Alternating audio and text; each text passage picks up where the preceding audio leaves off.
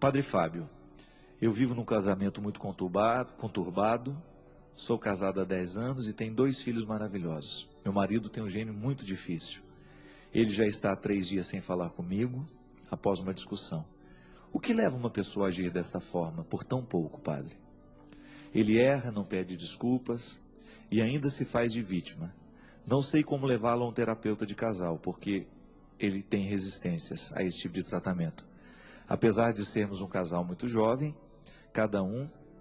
nós temos 36 anos cada um, ele tem atitudes como as do pai dele. É extremamente repressor e autoritário em minha própria casa. E dentro da minha própria casa eu não posso dar opinião nem da cor de uma parede.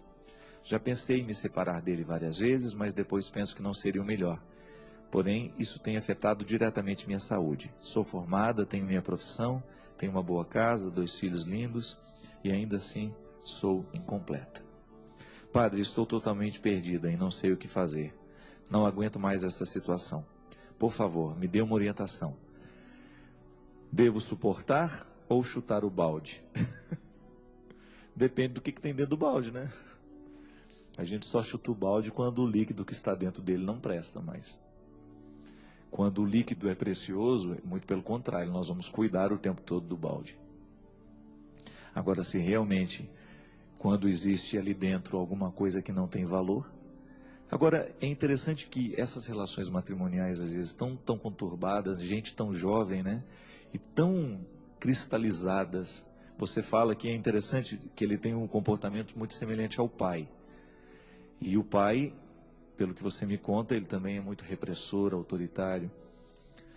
Gente, vocês precisam ter muito cuidado quando escolhem o marido para a vida de vocês, viu? Porque no tempo de namoro, você já começa a perceber um pouco do que o seu futuro cônjuge vai ser. Olha um pouco para a família dele, para a estrutura familiar que ele tem, ou que ela tem, e é um jeito bom de você analisar. Agora, o que mais me assusta, sabe o que é? É uma pessoa aos 36 anos de idade estar totalmente cristalizada na sua personalidade.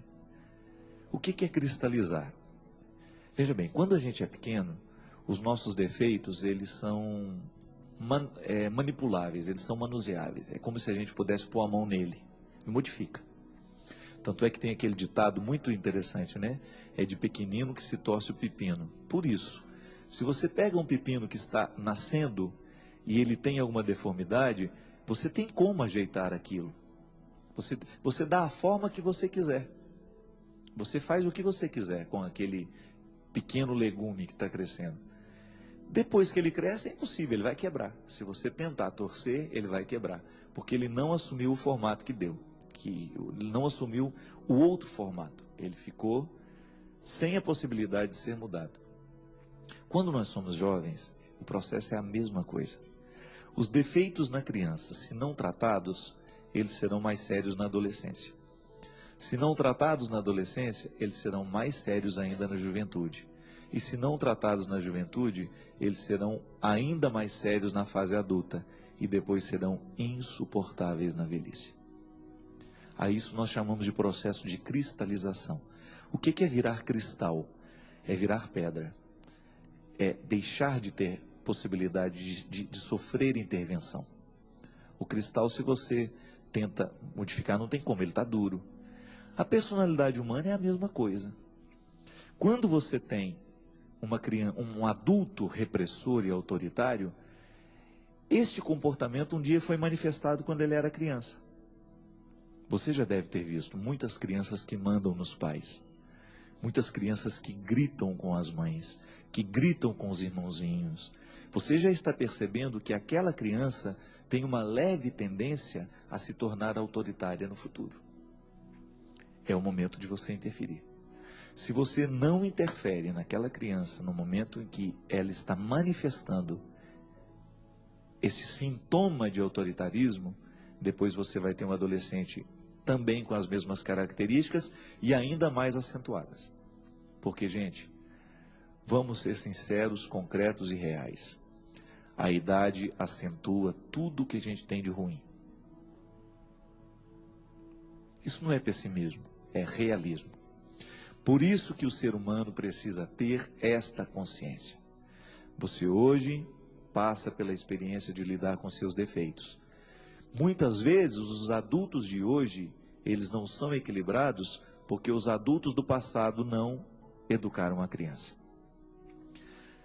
O seu problema com seu marido, minha filha, é que você tem um homem mal estruturado como pessoa. Você tem um ser humano fragilizado, com defeitos que estão cristalizados nele. Mudar aos 36 anos é possível? É. Só que é muito mais sofrido do que mudar aos 12, aos 4, aos 5. Por quê? Está cristalizado. Pessoa ciumenta, por exemplo. Quando é que ela aquele que tem o ciúme doentio, por exemplo, quando é que ela manifestou que tinha essa tendência a ter posse dos outros, a ter posse das coisas? Quando ela era criança. Por isso que educar é você fazer de tudo para que o que a pessoa tem de pior seja colocado dentro de um controle. Porque senão depois aquilo que ela tem de pior vai comandar a vida dela. E realmente é muito difícil conviver com uma pessoa autoritária, conviver com uma pessoa repressora. Por outro lado, a gente é quase que você... Mas o que eu vou fazer com esse homem agora? Só que você também sabia que ele era assim. Você se casou com ele assim. Não acredito que ele tenha te enganado durante o processo do namoro. Ou se te enganou durante o processo do namoro, se ele se mostrava uma pessoa dócil, amável, querida, e depois do casamento se transformou em outra, isso é caso de declaração de nulidade. Sabe por quê? Isso se chama erro de pessoa. A pessoa ocultou um fator determinante da personalidade dela, e você casou-se com ela achando que ela era assim. Por isso que o namoro é o tempo de você descobrir o que o outro tem de melhor e de pior, e de saber se você quer isso para a sua vida.